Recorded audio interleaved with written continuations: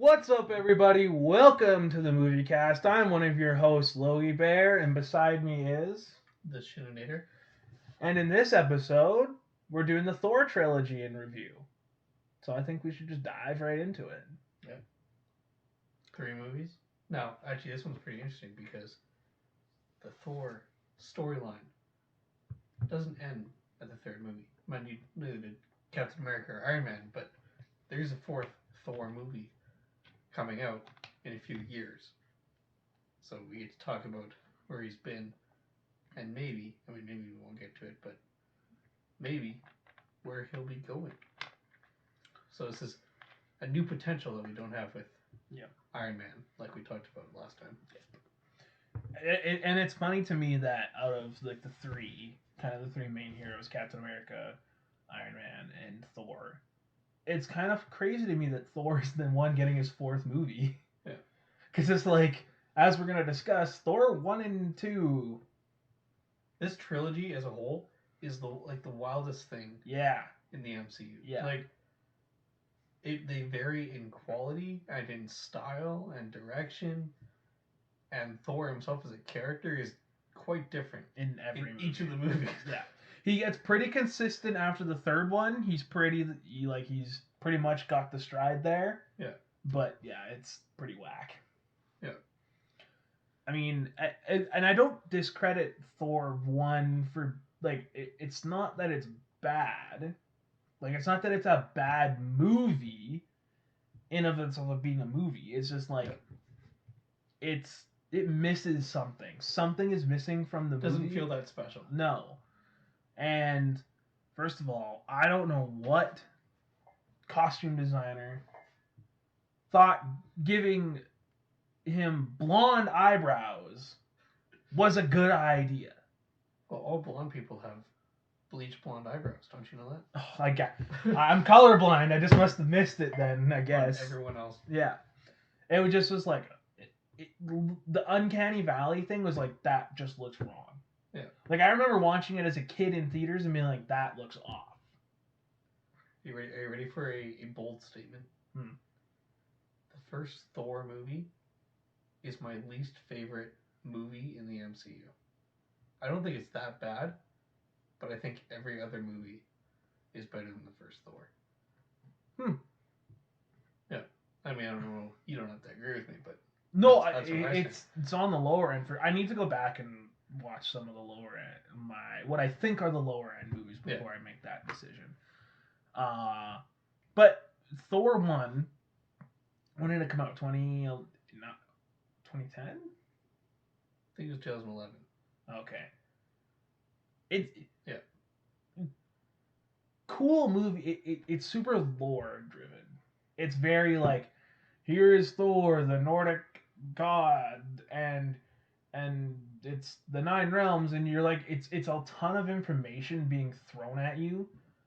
Who's Odin? Who's Loki? Who's this? Who's that? What's the Bifrost? How all this stuff, and they kind of throw it all at you.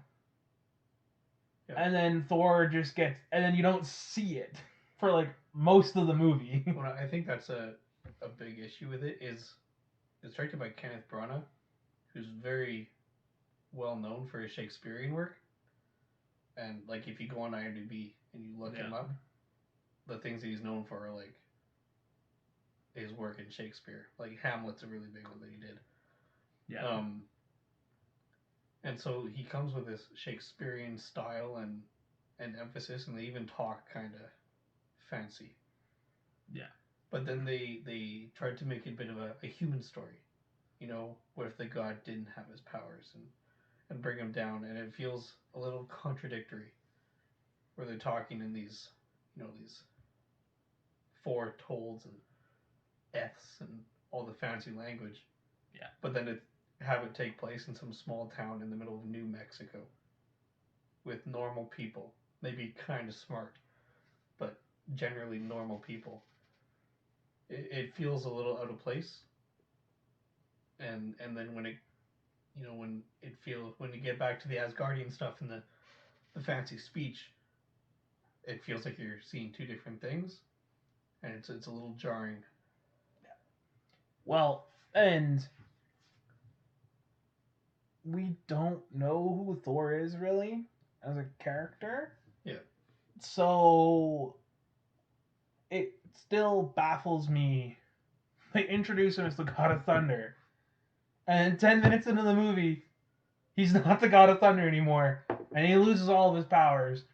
And 95% of that movie is him just adjusting to life on Earth. Yeah. And it's like, but I don't know what he can do. I don't know his powers. Like you don't know anything about him. And the cool, like, what makes him a superhero, we don't get to see. Yeah. You get the cool, like him and with the Warriors 3 or whatever in the beginning of the movie. You get that whole scene. On oh gosh, what's the frost planet called? Jotunheim. Jotunheim. Yeah. Yeah, that's a cool fight scene. It's dope. It looks great, and you think like, oh man, we're gonna get to see Thor going through the nine realms and you know, more Shakespearean like even. Yeah. Nope. He ends up in the tiniest little town in New Mexico, which also just looks like the city the little town was built. It was just built as a set. It was built right. as a set. But it shouldn't look like that. No, I know, and that's one of my biggest problems with the movie. It's too small. Yeah. Like, and that's not. It's the first Thor movie, just like Captain America's. Captain America's different, but Iron Man, very small movie, really. Yeah. Which is fine. You don't know how the audience is going to react, so I don't get mad at them for that. But when your set looks like a set, you've done something wrong. Yeah. Unless it's deliberate and intentional, which it didn't seem to be in this movie. It didn't. There was no reason or place for it. Yeah. Now, something I did like in the first Thor, I like when he breaks into the SHIELD lockdown center to try and get his hammer back. Yes. I love him just throwing dudes left and right. And you see his confidence and his, capability to fight, right? Even without a hammer, like, he's a strong dude. Yeah. And he knows what he's doing, right? And then I even like when he tries to lift the hammer and he can't do it. That's a pretty good moment. It's such a cliche moment, though. He Yeah. can't lift the hammer. He's crawling around in mud, and he's like, "Why?" And he's staring up at the rain, and it's kind of like symbolic because he's the god of thunder, and it's raining, and he's looking to Asgard. Yeah, and it's kind of like, oh. Also, shout outs to my boy Hawkeye. You get to see him for all of 10 seconds in this movie. So, Watchtower? Mm-hmm. I don't know. He has a code name. They don't call him Hawkeye. They call him like Watchtower or something. Yeah, he never actually gets called Hawkeye. Yeah, never once. Yeah, it's kind of odd. But yeah, but digress. Not the point. But Chris Hemsworth, great actor for the most part in this movie. He sells who he's supposed to sell. Yeah. Now that's just not a good character that he's selling. Yeah. It gets better though. Yeah, it gets way better. Natalie Portman is kind of the main side character. Yeah, she's the main sidekick, the squeeze. The squeeze. The main squeeze. Nice. Anyway. She's great. I actually like her in this movie. Yeah. She's funny. I enjoy the three of them in the city, like Jane Foster, Darcy Lewis, I think the last name is, and then Dr. Selvig. Yeah, Dr. Eric Selvig. I think that they have some, even without Thor in the scenes, I think they have good chemistry with each other, and it's believable that they're these three people trying to do science in the middle of nowhere, and these banter and these thoughts going back and forth. And I think Darcy acts as a nice, audience surrogate, where she's like, I don't understand what you guys are saying. Speak English, please. And they're like, oh, it's a wormhole. Okay, thank you. Yes. Kat Dennings plays Darcy. She's hilarious. She brings a lot of good comedy to the scene. And her timing's really well. Any other thoughts about the sidekicks? I mean, I don't know. Well, Loki's also a sidekick, too. And that's what we can move on to. Yeah, I was going to say, let's move on to the kind of the villainy. Let's look at Thor's family. Sure. Yeah. So we got Loki. Who, and we'll get around to this, has the coolest... It's so interesting to watch Loki through, like, the next 10 years after. Next, like, and now 5 movies. he's getting his own Disney Plus series 2, which looks cool from the 3-second ad we Yeah. of it. Yep. I love his story arc where he's kind of a bad guy, but also he's not, the worst person. Like there are worse bad guys. He's an anti-hero. Yeah. But like some of the things that he does aren't really the worst, especially if you understand where he's coming from. It's true. He wants to be a king, but he's not the firstborn, and then it turns out he's not even in the bloodline. Yeah. Well, right. And you add that he should have been the king of Jotunheim, but Odin took him away. He took away his birthright. Yep. So you put that on there, and it creates a really complex character. And then you have him always under Thor's shadow. Yeah. And stuff, and kind of... Which I think is also visually done well, too. Tom Hiddleston is not a very big guy.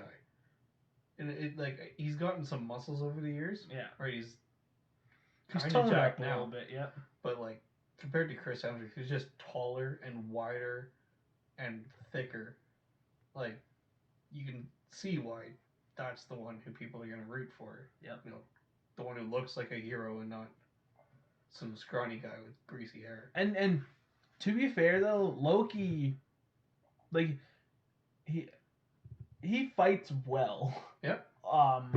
Him and Thor, you can tell Tom Hiddleston and Chris Hemsworth are friends, and you see that on screen in the way that they act as brothers. Yeah. It's very believable that they're actually brothers. And as a person who has two older brothers, I get it. I understand that relationship. So they do that extremely well.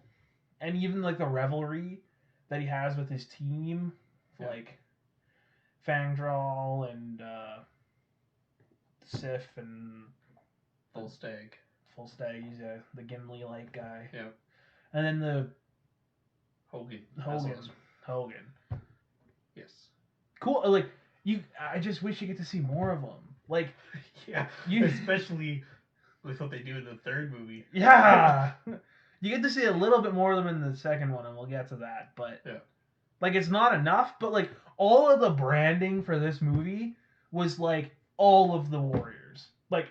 7-Eleven had all the different cups, and you could collect them all, and they were really pushing all the warriors, and they're like, "Who are you gonna be?" And all the girls are like, "I want to be Sif," and I was like, "I want to be Volskag or whatever, the Gimli dude and stuff." And they pushed it really hard, and then they're in the movie for all 10 minutes. Yeah, which is, it's a cool 10 minutes. It's not enough. Yeah. And then Odin, the Papa, the Allfather, Anthony Hopkins, which is an interesting, looking back at it now and all the roles he's done, Silence of the Lambs, stuff like that, I'm actually really impressed that he decided to do comic book movies. And I'm wondering if it was because of Kenneth Branagh that he signed on to do Thor. Because he doesn't seem like a sci-fi action movie kind of guy. He seems more like a drama focused. Mind you, he was in that one Mission Impossible movie, but he was in the second one.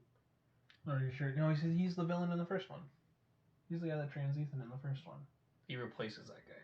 Oh, yeah. Right. Anyway, cool. So I guess he's in that, but he doesn't do a ton of action. He really doesn't sci-fi stuff. He doesn't do any action in any of the movies, really.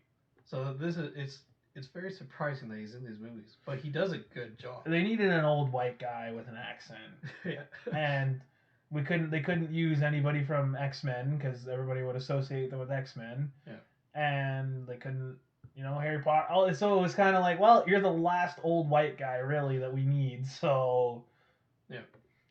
Honestly, maybe they pulled the wool over his eyes, and he really thought he was doing a Shakespearean Thor movie, and he signed a contract for 3 movies, and he just had to fulfill it. Yeah. Maybe they got him. Yeah. Who fooled you? Yeah, gotcha. But who knows? Yeah. But his performance in all of them is really cool. It is very good. And I like that he's the king of Asgard in the first movie. And he's also the father of Thor. And those two things both mean different things at different points of the movie. Yeah. And then you know, we see him acting kind of as a king, but more so as a father when Thor goes to Jotunheim to fight, and then Thor gets banished. Yeah. Right, and Odin yelling.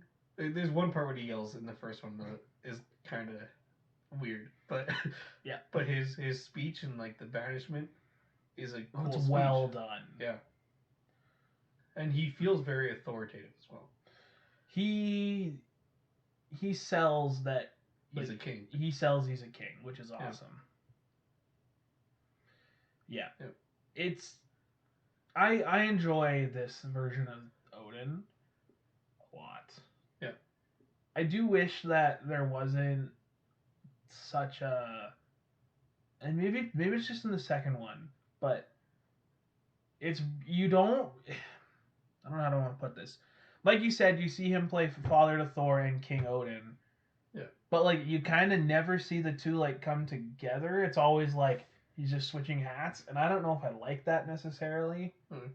I don't know. We don't really see him do anything that's like commanding besides the Thor. Like we don't really see him like do anything that like makes him like a king. Like we don't see him like charge into battle or anything. Well, we did at the beginning of the first Thor. That's when he loses his eye. Yeah, but that's a like a flashback. And then when he saves them on Jotunheim as well. Does he save them on? He comes in on the six-legged horse. Oh, okay. Yeah. Okay, fair enough. Okay. Now, yes, there could be more, and that'd be interesting. But I don't know. It was fine. I will say one of my biggest complaints with the first Thor, aside from what I've already discussed, is they built the destroyer, the big robot, up to be this massive threat. You know, and we saw how easy it took down some frost giant intruders. And then when the final moment comes and Thor has to fight it, and he gains his power back as Thor, the destroyer is taken out in less than 2 minutes. Yeah, the destroyer is Asgard's best weapon. First of all, Loki is just like able to just steal it like that. Like I get he's the trickster god, but like, you know, it kind of becomes a running gag that Asgard's not really the best place to keep things safe. But yeah, they just destroy it in 2 minutes, and it's like, it doesn't feel like the threat that they set it up to be. No, it doesn't. And that's what I mean. The movie's too small. That's the same like he looks cool. Don't get me wrong. He looks good. The destroyer actually like the CG and everything looks good. Yep. And I like the technology that comes from it later. Yeah. Which is cool. But it could have been. Yeah, I agree with you completely. You said it best. I mean, build them up to be this great thing, and then they don't ever use them. Yeah. Do you have anything else you want to say about the first Thor? No, I haven't watched it in like a year, but so that's why I forgot about the Odin thing. But it's a good movie. There's some good comedy in it. It's good enough. It's lower tier Marvel for sure, but it's got some good comedy. You know, there's Thor in the cafe. Yeah. Drinks coffee for the first time and he smashes the glass and he's like, another. Looking for a dog to ride at the pet store. Yeah. Like, there's a lot of good, like, funny things. And there's that actually, like, follow him later. Yeah. Like, of him adjusting to being a human and stuff. And it's not really until the third one that we see him fully adjust to, like, how to be human and then how to be Asgardian. Yeah, Hawkeye. Yeah, I mentioned that already, but I'm gonna shout him out again because Hawkeye don't get enough love in the MCU. I'm gonna say that right now. You sure don't. You sure? You know what? Maybe I'll do a Hawkeye appreciation podcast just on its own. We'll do it. But yes, Hawkeye's in this movie for all of 30 seconds and does nothing. He sits in a crane. Yeah, he sits on a crane and moves a bow and arrow and just tracks him. And that's that. Yeah. And it's like cool. And it's cool because they're setting up for the Avengers. That's the whole point of why that's the only reason he's in there. Yeah. Oh, we didn't mention the Stan Lee cameo in this one is awesome. actually my favorite Stan Lee cameo. It's one of my favorites, Which is for funny because sure.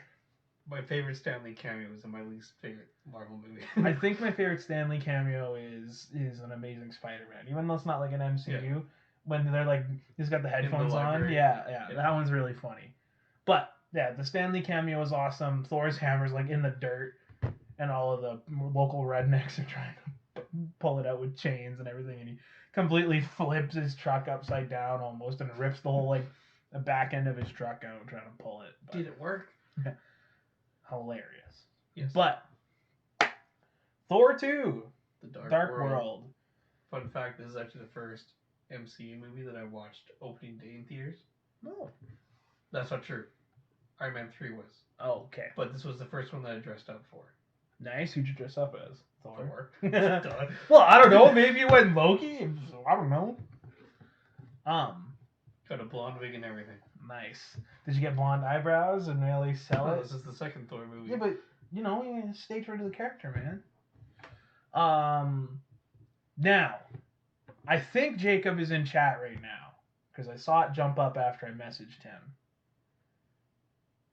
And if you are, let me know. And let me know your thoughts on Thor 2.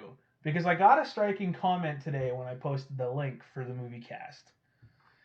Jacob said, our friend Jacob said, he's like, I know you're going to trash on this movie, but he's like, I still like it better than Ragnarok. Ooh, that's bold. Now, I am not going to completely trash on this movie because I literally watched it last night. It is definitely, I think, the worst Thor movie. But again, just like Iron Man 2, it's not as bad as I remember it being. Yeah. There are some cool redeeming factors in this movie. And you want to talk about long-lasting like character moments, this is the movie that kind of sets a lot of that up. Like, spoiler alert, Thor watches his mom die, watches his brother die, you know? Yeah. Like, watching the love of his life almost die, and then has to break up with her. His home gets destroyed. Yep. Like, you want to talk about like developing character and then pushing that into the third one? Man, they did that well. Yeah. Now, who directed this one?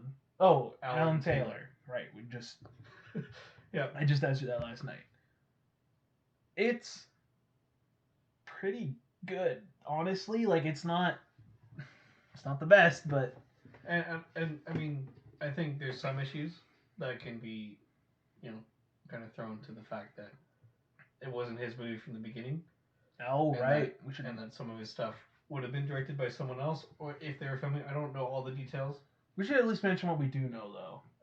Patty Jenkins was brought on to direct Thor: The Dark World, but due to creative differences, which is basically just the catch-all for issues with the studio, she parted ways from the project, and Alan Taylor was brought on to finish what was started in line with what the studio wanted. Yeah. And actually, the departure of Patty Jenkins is the reason why Natalie Portman did not return for any movies since this one. Yeah. Yes. Which, now, I said that I love Natalie Portman in the last one. She's a little more of a vessel in this one. She's definitely, underused. She's not even underused. She's just not even used at all. I don't know how I want to put this. And I'm not going to trash on Natalie Portman. She's a fantastic actress and everything. This is not what I like to do. But this is not her best showing. Sure. She definitely showed up and did not care. And I think it's partially because the director changed and was really excited. And then she's, well, I got to finish this movie. And that's kind of the attitude that I think she brought into it. Because anytime that she delivers lines, they don't. There's not that, like, there's not that charisma. There's not that, like, power that she actually has to put behind it. And when you think about the role that Natalie Portman is supposed to play in this movie, she is the carrier of the ether, which is the thing that the bad guys want, puts her in a really manipulative position, never is touched on. Yeah. there's like one scene where like right before Frigga dies, which is Odin's wife, Thor's mom, where it, she leverages that you can't kill me or something. Like there's some kind of manipulative leverage, and it's just like it's literally kind of like is it Mary Jane? It's just useless character, just having to be safe. She's Lois Lane. That's who I'm thinking of. Sometimes Lois Lane does absolutely nothing but get in the way, and that's Natalie Portman in this movie. Yeah. Does just well, she does. It was her idea with the poles at the end of the movie. Sure. I was gonna say gravity wells, but that's not what they are. Sure, the portal machines. Sure, but Selvig did all the work for that anyway. Yeah. So, well, I guess that was based off of her work from the first movie. Okay, maybe it's not like utterly useless, but definitely less so than the last movie. Yeah, and that's fine. Like I don't, that's not the reason I don't like this movie. Yeah. That's not the sole reason. The reason I don't like this movie is it doesn't make any sense. I have watched this movie like 3 times now, and I still don't quite understand exactly what was happening in this movie. Thor he's done with the Avengers, and he goes back to Asgard. And I'm not trying to explain the whole plot. I'm verbally processing this out. Yeah.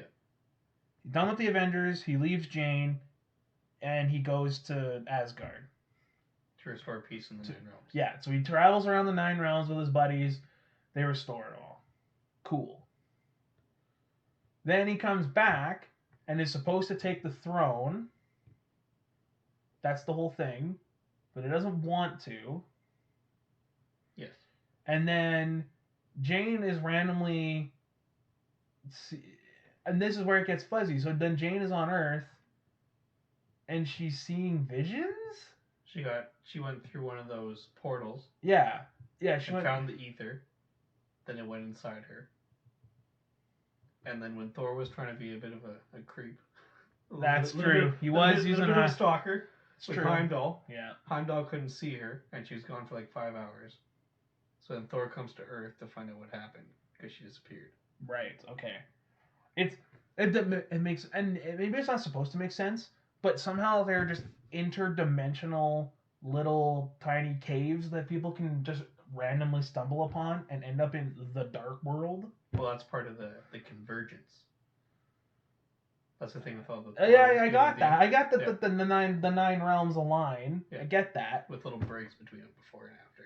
But it just, I don't know. The science there, the mythology just does not connect in my brain. It just makes no sense. Sure. And that's fine. It doesn't have to. It's like not the whole point of the movie or anything. Yeah. But what are your thoughts on the villains in this movie being Malekith and Scourge? Scourge is not. Scourge. It's just Curse. not. Yeah, but Cursed is just part of Malekith. Sure. I actually like Malekith in this movie. Yeah. He's acting like, talk about a successful villain. Yeah. Mostly. Well, their first mission is accomplished. Their first attack on Asgard is completely successful. And then he gets the ether as well. He does. So, which is funny because that's exactly what Odin said would happen. Yeah. And you never get the "I told you so," which I kind of was expecting. Well, and maybe if it was really Odin at the end of the movie, he might have said something. Yes, spoilers. Spoilers for the 7-year-old movie. Yeah. But so I don't know. This is the characters. We'll just go back. We'll do how we did before. Thor. Thor is actually fantastic in this movie. He doesn't have blonde eyebrows, everybody. He actually looks normal. Yep. And he's really cool and has matured a lot. His character has changed. He's matured. Kind of funny. More funny, yeah. I like when he's flying the ship and Loki and him are bantering. Yeah. And he's pushing buttons everywhere and he has no idea what he's doing. And Loki tries to take over. He says, "Well, I can actually fly, so I'm gonna fly the ship." Yeah. There's some good. Like, Thor is slow. Like, Chris Hemsworth, I think, is actually fully becoming the role of, like, Thor, of what we know now. Yeah. Which is really great to see. I assume that the Avengers had something to do with it too, where Yeah. they used him and his powers specifically for different purposes, and his relationship with Loki, and then that carries over into this. Yeah. So with more background, you can have more understanding of who you're supposed to be as the actor, right? Chris Evans says, "Okay, I think I'm getting a hold of what Thor is supposed to be." Yeah, if only they'd done that in the first movie and not made him some dumb human. Yeah. Like, I don't know. And you actually get to see him like use his lightning powers and actually like do cool stuff in this movie. Also, when he flies, it looks cool in this movie. It does look good. Probably my favorite one is when he like twist jumps off a balcony. Oh grabs yeah, his hammer. That's when that's when the city gets attacked. Yeah. Yeah. It's kind of like a Death Eater flying away. Yeah. It's really cool. Also, this we didn't talk about it really. The CG in this movie for like Asgard and stuff looks pretty good. Yeah. Like Asgard actually looks really cool. Like yep. You can tell that it's like not real, but yeah. that's the whole point because you're like it's not supposed to be real. It's Asgard. Yeah. So like they do extra pristine. It looks awesome. Yeah. The whole like wide shot that they do and everything is so, and they have one of the dopest transitions in this movie that I have ever seen. Okay, the camera is swooping down and it's going down the Bifrost like the light bridge. Yeah. And then it slowly pans and then it twists. And then it's the cage where like Loki is when he's in prison or something. It's like the smoothest transition ever. And I was like, as a person who edits videos a lot, I was like, yes, give me more of that. That was awesome. Yeah. And again, the movie opens like the exact same as the last one with the warriors fighting together. And you get to see more of them fighting. They're fighting on Hogan's homeworld. Yeah. Whatever, realm, or whatever you want to call it. And it's so cool. And it just makes you want more of it. And then you don't ever get it. Yeah. But it's the same characters, all the same actors. They don't really change. False. Not all the same actors. Who changed? Zachary Levi was on the first right. one. And mind you, no one really cared. Yeah. Right. But yeah, he was in Thor 2 and 3 for a combined total of 7 minutes. 7 minutes, yeah. 6.5 minutes of which were in this movie. He plays Fangirl's cool though. He's one of my favorites. He's yep. like a fencer and stuff. He's cool. Yeah. But so they again, I don't know. I just wish you got to see more of them. Yeah. Loki in this movie spends 75% of it in jail. I'd say more 50. He spends the last chunk of it dead. Right. Okay. Fair enough. He spends half the movie in prison. But I kind of liked him in prison. I did too. Not because he shouldn't be effective or useful. Yeah. No. But I like him talking with his mom.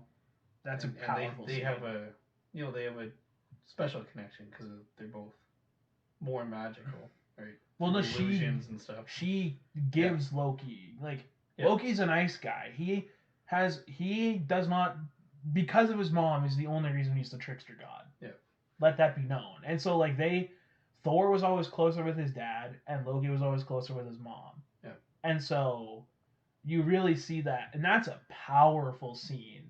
When he finds out that his mom died. Yeah, well, that one's really powerful too, but when Frigga goes to visit him and she's like, "You didn't get it. You're not reading into the stuff I sent you." Yeah. Or whatever. And then he's like, "He is not my father!" And he screams and it's really powerful. And then she's like, "Am I not your mother?" And then he shuts up. But it's you could cut the tension with a knife. Yeah. It's well done, well acted. Yep. It's good.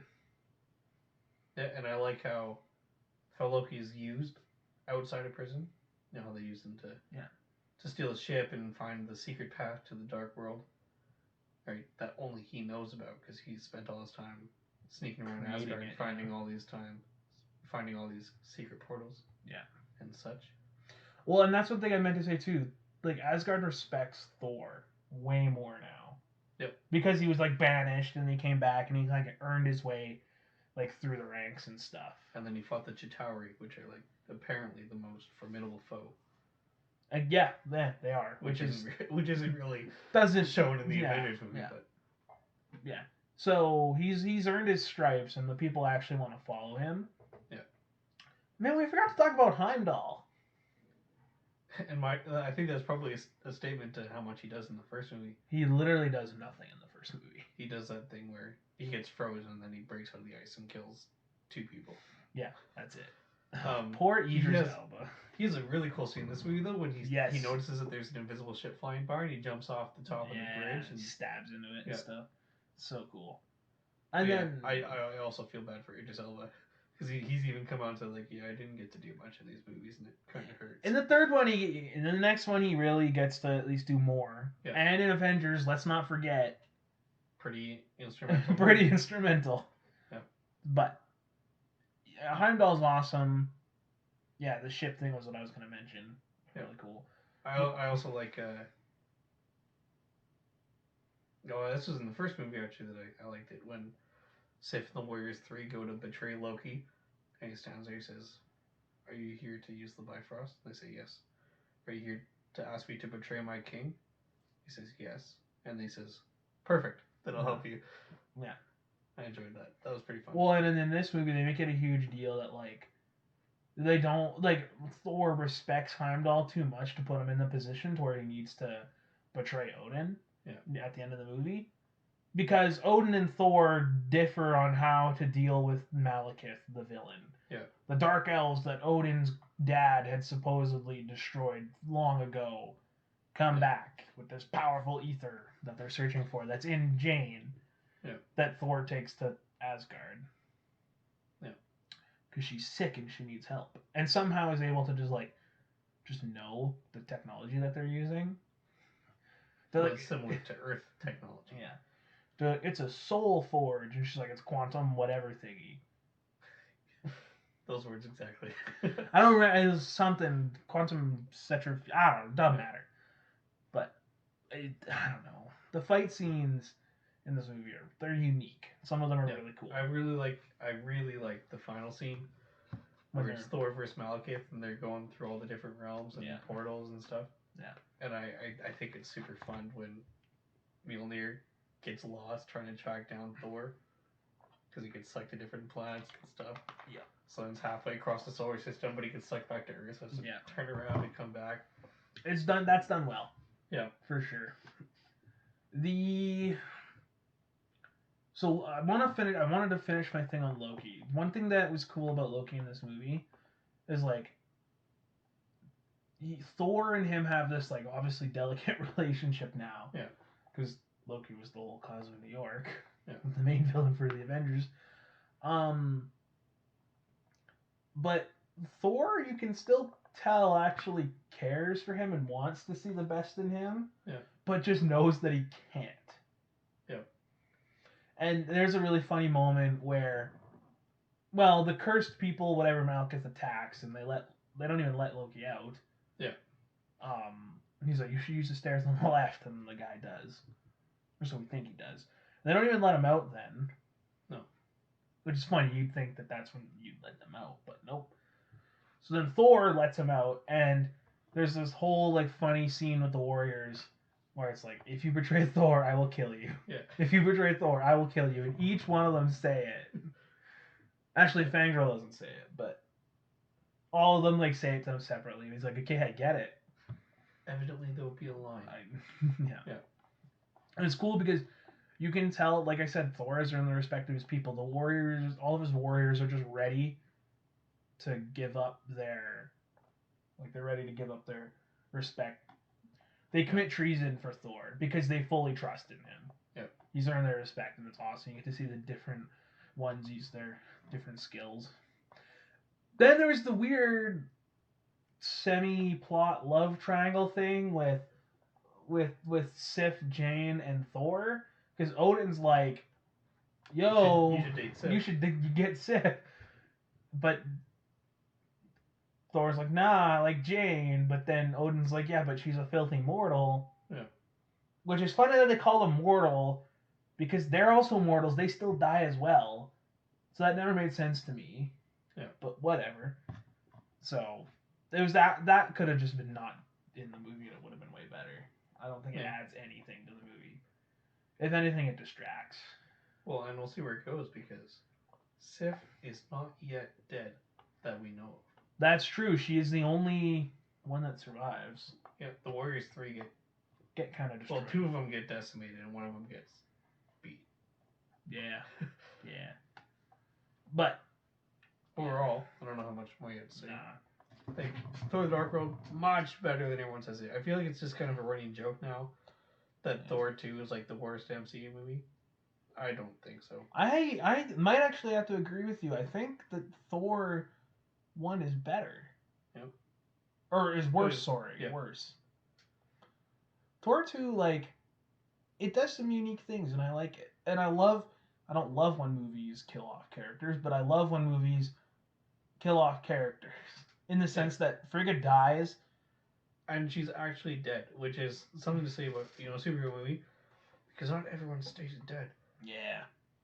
Especially in franchise movies. Yep. Which is like, it's fine, I get it, but it really, like, and Thor is still dealing with that up until Endgame. Yep. Like, he never actually processes it, ever. Nope. So, that's why I said when we were talking, I think we weren't recording yet, but I said that, like, Thor 2 has some of the biggest character moments in it.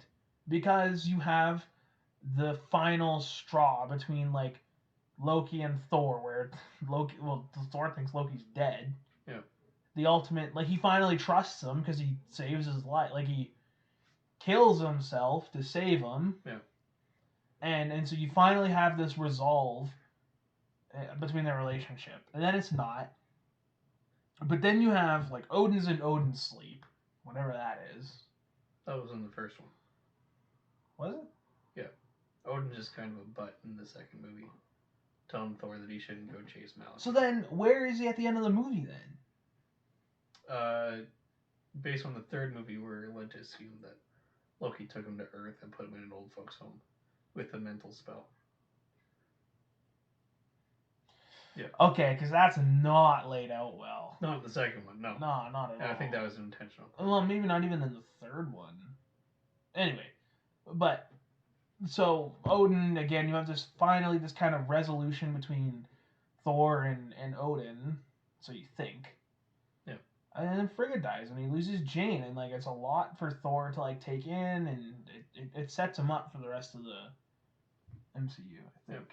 So that's, I would agree. Yeah. So, in our opinion, the second best Thor movie so far. Yeah, so far. Or second worst, depending on which way you want to look at it. Yeah. It's in the middle. And now we get to move on to the one that, most people agree with. Thor Ragnarok, the best Thor movie. Yeah, I was gonna say, we're just gonna say right now, this is number one for us. And man, like, by far, radically different. Yeah. Than anything Thor. Like, than the first 2 movies, than his presence in the first 2 Thor movies, or in the first 2 Avengers movies. Well, it's radically different for an MCU movie. Yep. Oh yeah. Like, it's Taika Waititi kind of reshaped the way that we look at superhero movies, or at least what they can be, because that movie is honestly one of the most like genre breaking movies, because not only is it such an epic like buddy cop movie, because it is. Not only is it a buddy cop movie, it's also an ensemble near the end and kind of throughout. The Revengers. But then it's also this, like, it's a tragedy. Yep. It's comedy. Like, all through, like, you can watch that movie and actually think of it as a comedy movie. Yep. It's not comedic. Like, it could pass for a comedy movie. So, I don't know how Taika Waititi managed to pull 3 huge genres together in this movie, but he did, and it is marvelous. Yeah, and well, it's interesting too, because if we're looking at this as a trilogy, they did the exact same thing that they tried to do in the first one, where they took his hammer away and his power, which you find out was not true.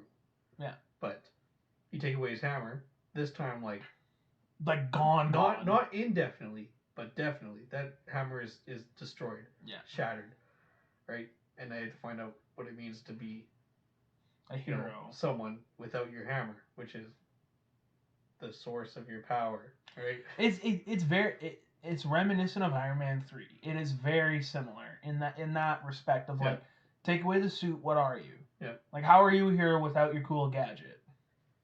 And it does a nice job of looking back at Asgard and the history even before Thor. Yeah. Right? Well, it's the sins of the father. Yeah. Like, Thor is paying for the sins of Odin. Yeah. Yeah. See? Now, the cast of this movie. Awesome. Freaking spectacular. You got Cate Blanchett as Hela, the villain, is mesmerizing on screen. Steals the show every time. Legitimately threatening too. Yes, like creepy, and I think that happens, in a number of ways. One, right off the bat, she breaks Thor's hammer. Well, that's literally the first thing she does. Second thing, she kicks Thor and Loki out of the Bifrost mid-travel, which we didn't even know was possible or a thing that could be done. And she single-handedly takes out hundreds of Asgardian soldiers. Yeah, and to the Warriors 3 that we were bragging up, pretty much told were competent, even if we weren't entirely shown it. Yeah. 2 of them are just dead, like that. Mm-hmm. And then Hogan leading the army at the end. Hogan puts up a little bit more of a fight. Yeah, but even at that, not much. He still gets... He gets whooped. Like a nice giant spear right through the chest. She single-handedly overthrows Asgard in a matter of hours. If that. Yeah. If that, yeah. So, just incredible. And her acting, oh my gosh, it's every line that she delivered is just so captivating. Yeah. She's that one of my favorite scenes in all of the MCU is when she steals Thor's eye. Yeah. And they're on the balcony, and she's like, I'm blanking on the line right now, but she cuts out her eye and says something about now you look like Dad. Yeah, now you look like Dad or whatever. Oh yeah, spoilers. Hela is the oldest of Odin's kids that he hid. Yeah. Underground, like way under Asgard. Yeah. Yeah, and then she comes back. How does she come back? Because she was bound in a prison. By Odin, right? And then when Odin dies. Okay, that's how it happens. Okay, I was blanking on that. Also, we've said you've said pretty good things about the CGI. If I'm going to complain about the CGI in any of these movies, this part's bad. It's Odin's death. It's terrible. Because I'm not sure if it was all filmed on a green screen, or if they filmed it somewhere and retrace it. But in the earliest trailers, Odin's death and Hela's return take place in a New York alley. Yes. But then in the final cut of the movie, they take place on a Norwegian cliff. So do you want to know what happened? Why that changed? Or like what the theory is? Sure. They didn't have the filming rights for that New York alley. And so Disney was like, we can't risk it. So they had to go film it somewhere else. Cool. That's the theory that everybody's running with. A film theory. But I agree with you that CG is not very good. It looks... It's not... pretty stark. It's a rush job, obviously. Yeah.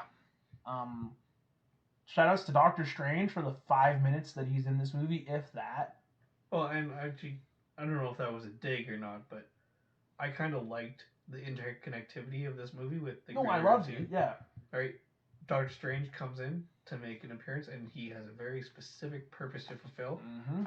And aside from a little bit of goofing around, they got it done. Right? So, and then, even with Hulk's, more significant role in the movie. Yep. I liked how it all flowed together, but they still were able to keep it a Thor movie. Oh, yeah, no. Awesome. Yeah, it wasn't a dig. I wish he was in the movie more. I think it would have been really cool if... I really wanted to see a fight scene between Loki and Doctor Strange. Well, I guess you could technically call it right at the end when Doctor Strange heads through a portal to Norway. Nah, well, like I would have really liked to have seen a really cool like magic battle between them. I think that would have been cool, just like Yeah. illusions and stuff. But that didn't happen, and I'm fine with it. It's he's used Suppose we'll well. move on. Yeah, he's yeah, it's done well. And you get what Arthur Curry? No, Aquaman. that's Aquaman. It's Valkyrie? no, I'm talking Thor's human identity is Arthur something. I don't remember You mean the Donald Blake? Oh, never mind. I was way off. Yeah, Donald Blake. You actually get to see him. Like you get that little comic book reference in this movie now. I did that in the first one too with the name tag. Yeah, but he fully embraces it in this one. And Mjolnir is disguised as an umbrella, which is cool. And you get, yeah, spoilers. Loki's not dead. Haha. Yeah. Yeah, and he's actually a good guy. Actually, no, he is a good guy in this movie. Yep. Like he is fully he's working throughout the movie to redeem himself, both with Thor and kind of with us as the audience. Yeah. Because we're kind of I was expecting the whole time he's gonna betray Thor, he's gonna betray Thor, he's gonna betray Thor. Like it's the shtick now. It's gonna happen, and he doesn't. Well, he does try. At the end, when he tries to sound the alarm to let the Grandmaster know where he is, but then Thor zaps him with the zapper. Sure, but like I don't know. But like I'm talking like on Asgard, like at the end of the movie, I was like I fully expected him to like betray Thor or something. Like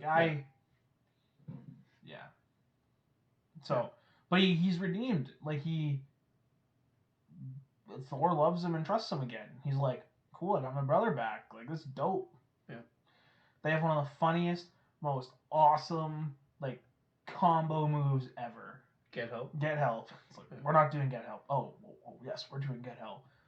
And then they just throw Loki's limp body at the guards. That's really funny. Yeah. and we haven't even talked about it. Hulk's in the movie. We touched on it. We said Hulk's in the movie, but like Hulk had just somehow ended up on some random planet after he left in Age of Ultron. Yeah. And just started becoming a gladiator champion for the Grandmaster. And that's how Thor meets him. And you have one of the most heartwarming stories of like of the MCU sort of like helping people and stuff.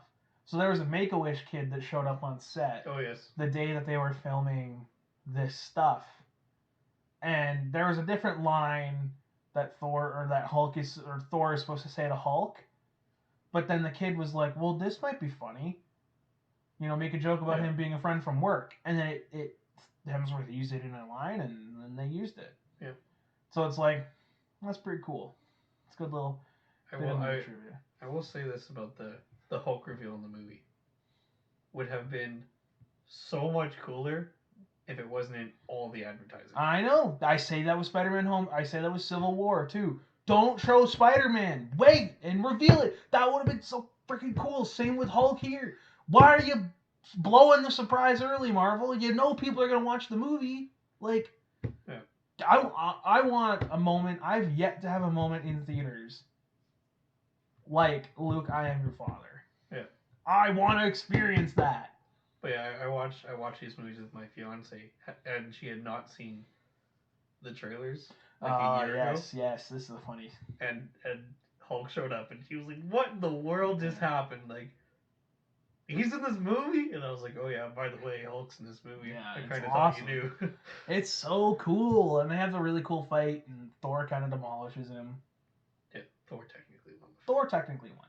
Yeah. Which is reminiscent because Hulk kind of destroys him in the first Thor movie. In the first Avengers. Yeah, Avengers movie. He tosses him around through a fighter jet. Yeah. Beats him up. So, this movie, we got Valkyrie as well. Yep.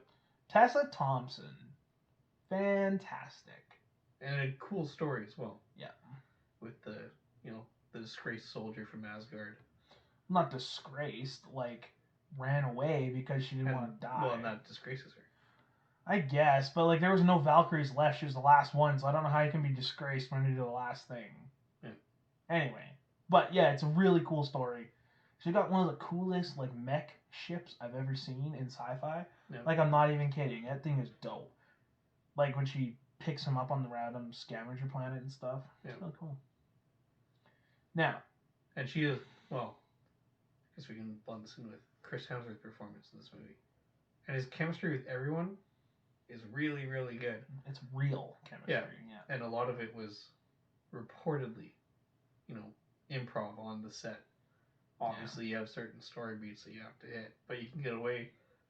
Taika was a big fan of, genuine actor moments. Yeah, improv. Which is where things like he's a friend from work come in, where it's, that wasn't really written down, but Chris Hemsworth threw it out and they said, that's hilarious, let's keep it in.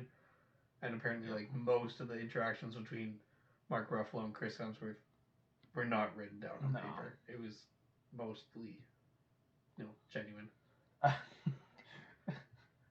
I think you said it. I didn't know if we wanted to get into it right now. Jeff Goldblum in this movie, I don't think he had a single scripted line. Yeah, he's just being Jeff Goldblum. Yeah, like maybe some of the when he's talking about the other ants, when he's talking about the lore stuff. Maybe he was reading a script there, but everything. He calls Asgard at one point, and I believe that's entirely improv line. I mean, he probably said it, and they kept it in. He even giggles at himself when he says it. Yeah, Tessa Thompson. Again, sorry, I didn't want to interrupt, but the chemistry between them is strong, and you think that this is this Thor's lover now. You're like, they build it up a little bit. They set up something that could have been, and then will not happen. Yeah, it won't happen, which I'm fine with. Because, spoiler if you don't know, she's actually bisexual or lesbian. Do we know? Did it say ever in a movie? They announced it at D23. Oh, it's because she's the new king of Asgard. Spoiler alert again. Yeah. So she has to find her queen now.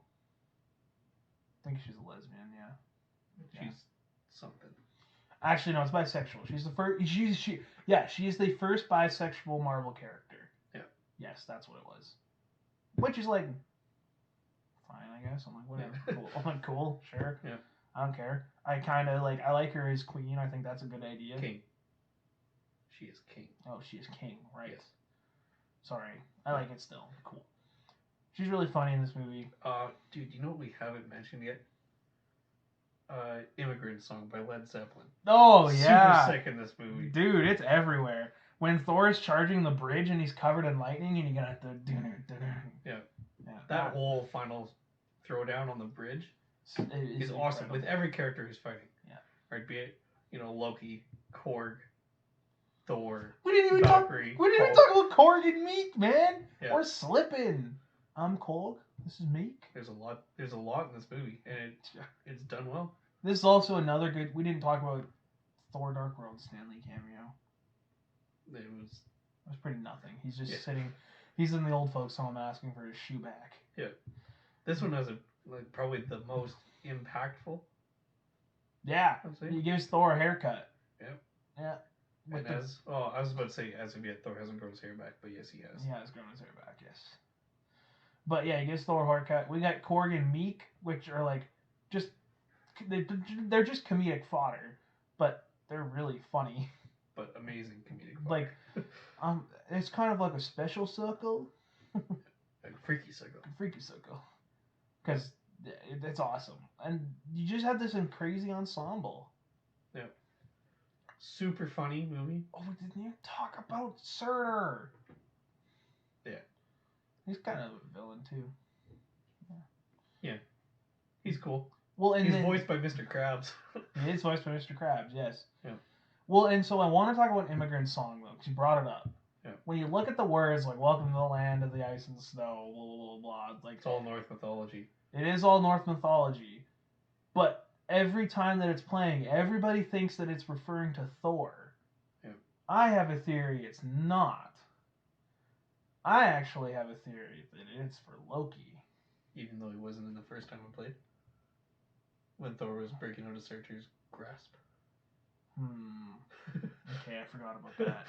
I forgot it was played there. I thought a different song was played there. And okay. I will make an additional comment. Not about the song. I think my theory's bust.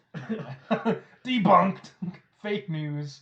If you watch Doctor Strange, they do this very cool cinematic move where the first 10 minutes of the movie are very visually strong on his hands. You see his hands a ton, like more than usual.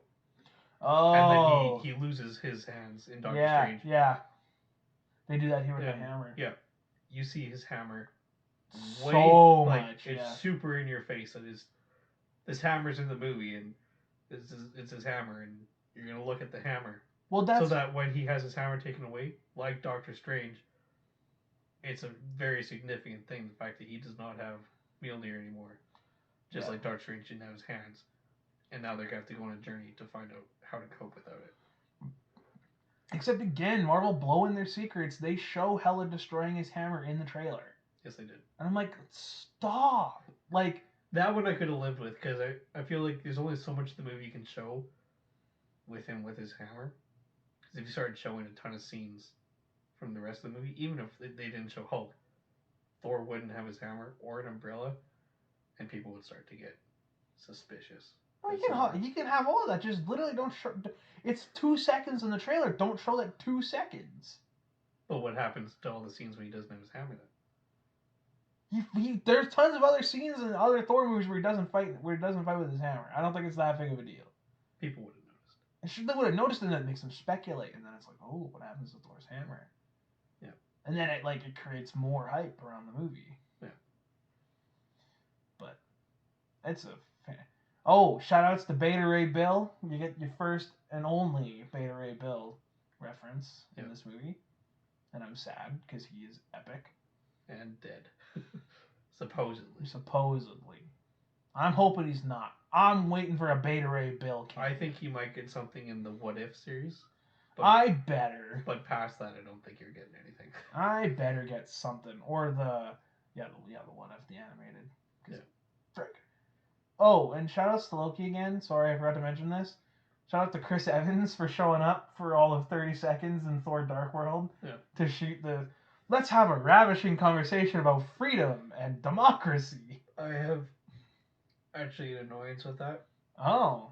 Not in the movie or anything. I think it's a hilarious scene and on time.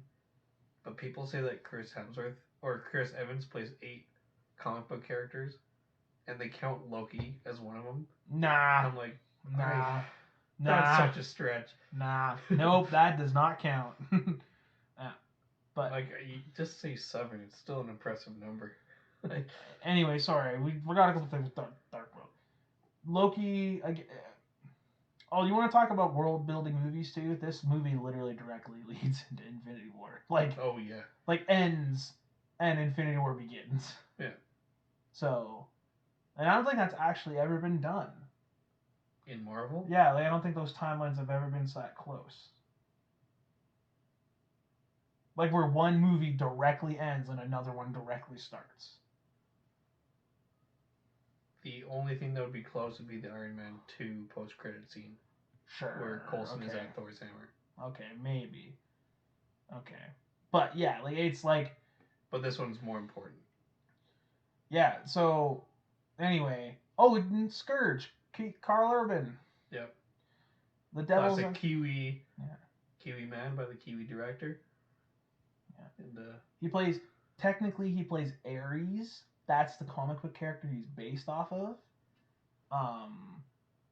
Because Ares is a Thor anti-villain that traveled around Earth and runs around with dual M16s that he stole.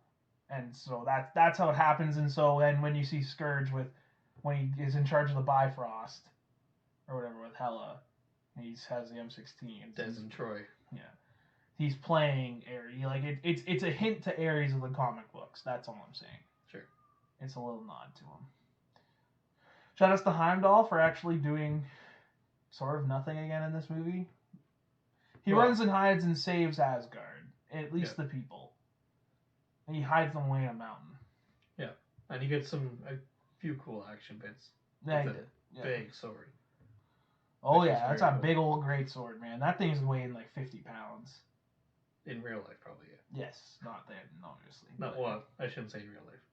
In the movie life. Yeah, in the movie, it's weighing 50 pounds. In real life, it was probably quite late. Way less. It probably wasn't even there. Well, they would have had something, but yeah. Anyway, yeah, it's a fantastic movie. You get there's so many cool Nordic mythology moments in this movie too. Like hence the name Ragnarok. The whole like overarching theme of the movie is Thor trying to stop Ragnarok, which is the cyclical end to the Norse mythology, which then it begins again. Yeah. That's like the whole point. Ragnarok comes, it's Surtur, and he destroys the world, and then Bor is reborn again, and then you get the whole like cycle again. Yeah. So it's really cool. And obviously they can't like completely copy it, or they don't want to completely copy it, because that would mean the end of Thor. Yeah. So he gets to stop it or whatever, so that he can go and stop Thanos later. He gets to escape it. Yeah, he gets to escape it. He does cause it.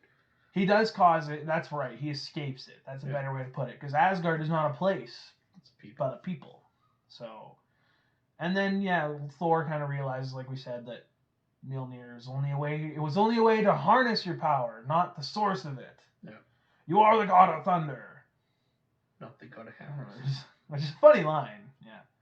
And then he destroys, and then Loki again redeems himself, and basically is like ready to die. Like he charges back in to a destroyed Asgard to get the eternal flame, or is it Surtur's head? To put the skull into the eternal flame. Right, to kill Surtur, yes. To birth Surtur. Oh, right. So he can kill Asgard. Yes, right. Yes. So he can kill Asgard, which in turn kills Hela. Yeah. Somehow, I don't understand. Because Hela's powers are amplified by Asgard, the place, not the people. But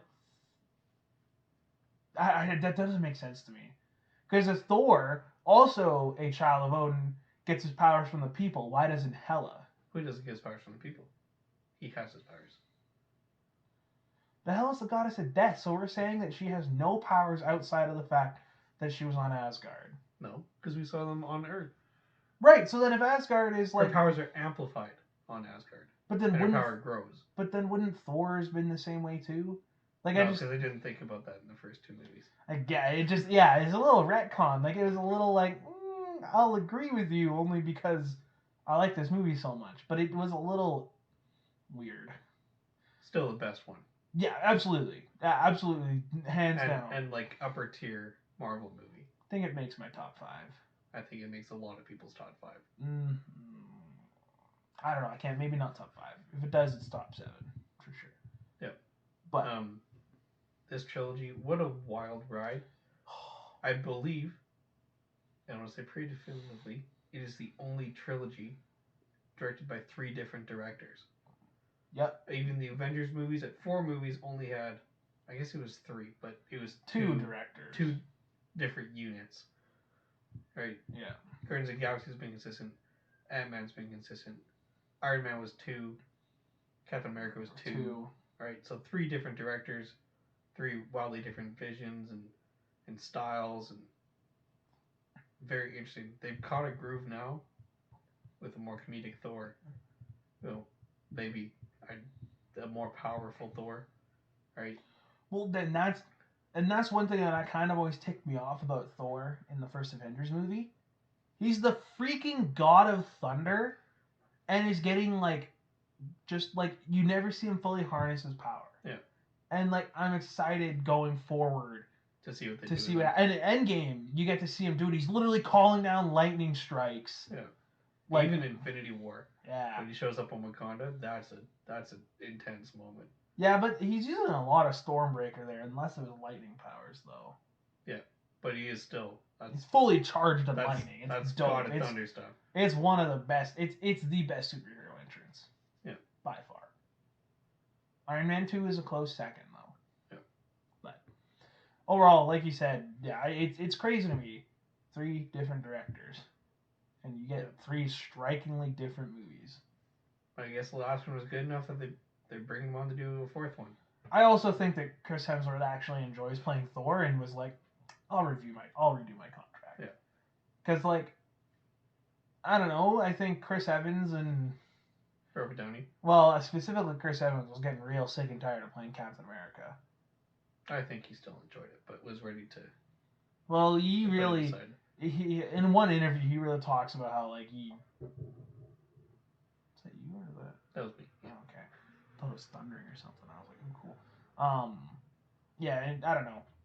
He talks about how he didn't like being typecast and stuff, but Yeah. that's fine. Overall, I'm really excited for the future of this franchise. Whenever it comes. Whenever it comes. However many times I need to see it delayed. Well, this one won't get Just delayed. a light take. Well, it has been a couple times now. It's because true. of everything else. Yeah. Which, I mean, it sucks, but rather have a safe world than a movie world full of movies. Well, maybe you would. Maybe I would. Not even a maybe, I would. I'd rather have a safe world where I can go back and rewatch movies that I really enjoy instead of a very an unsafe world with movies that I might not enjoy.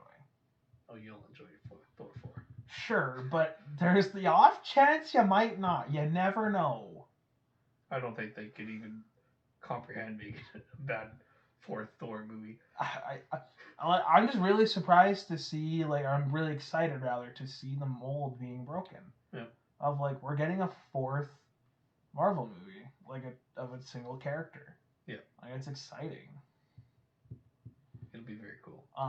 And it's sad. I'm kind of really sad that they can never do an Iron Man movie again. Yeah.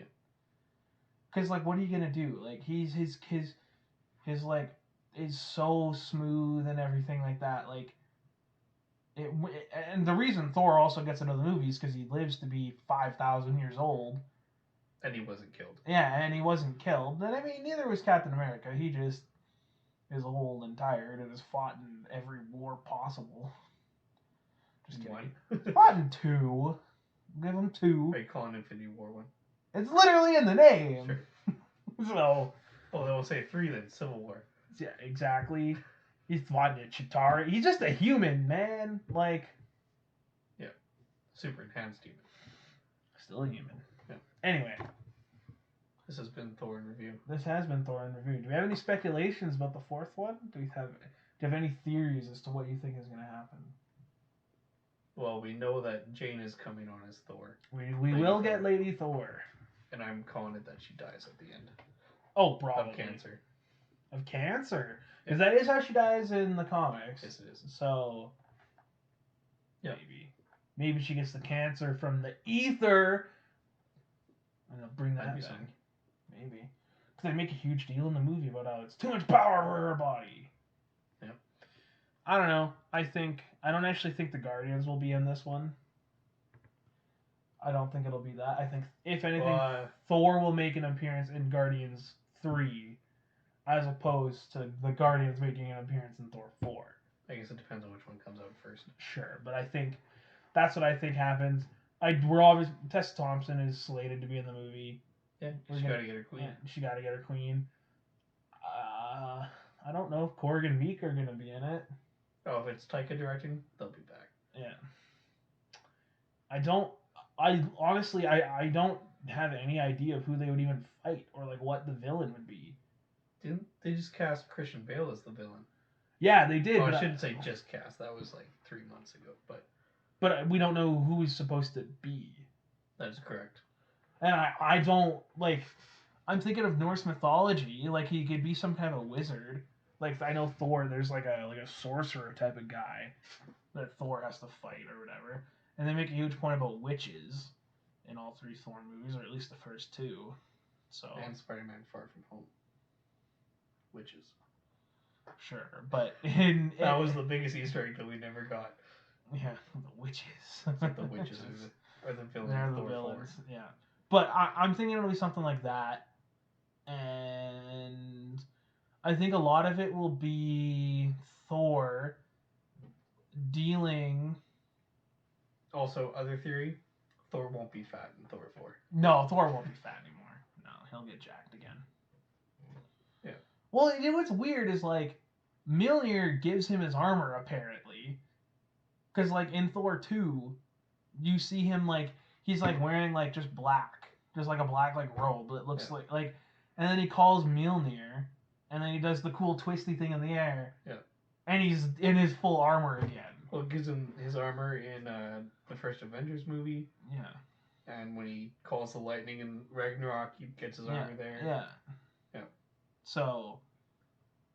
Yeah, I'm wondering I wonder if Stormbreaker will give him armor or something like that. Yeah. And it'll be really cool because, like, with Asgard being destroyed, I think a lot of it will be him dealing with the Nine Realms and like something like that. Like somebody's with Asgard being destroyed, the Nine Realms are probably 8 realms, I guess now. Yeah. They're going to be in turmoil because their king is gone. So a lot of it will be him dealing like with the fallout of that, and he can travel with the Bifrost. Because of Stormbreaker, so probably pretty cool.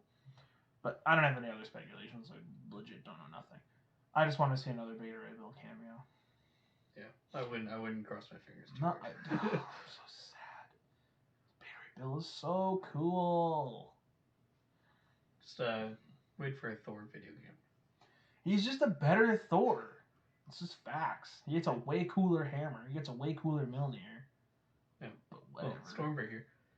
It's not Mjolnir though. Yeah. So like, it's different. Yeah.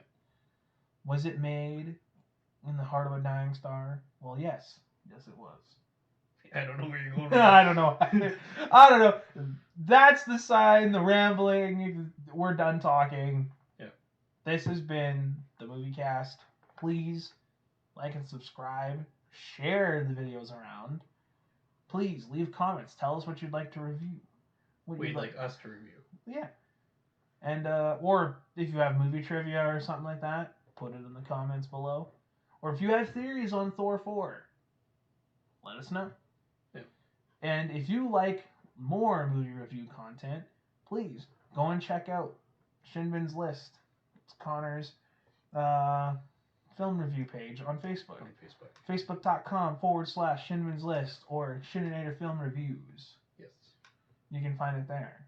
Which he does have a review of Thor Ragnarok up there. That I do. So you could go and read that. And catch his real first impressions on it. Yeah. I don't think you have reviews for the other two. No, I wasn't. You weren't reviewing. I wasn't official yet. Right. He wasn't an official movie critic yet. No. And if you like me and want to see more of me, which I don't know why you ever would, I stream games every once in a while on this very channel here on Twitch. So turn on your notifications. See when I go live. Probably playing more Rogue Company because that game is awesome. But this has been the Moviecast. Adios. We are signing off. Enjoy the show.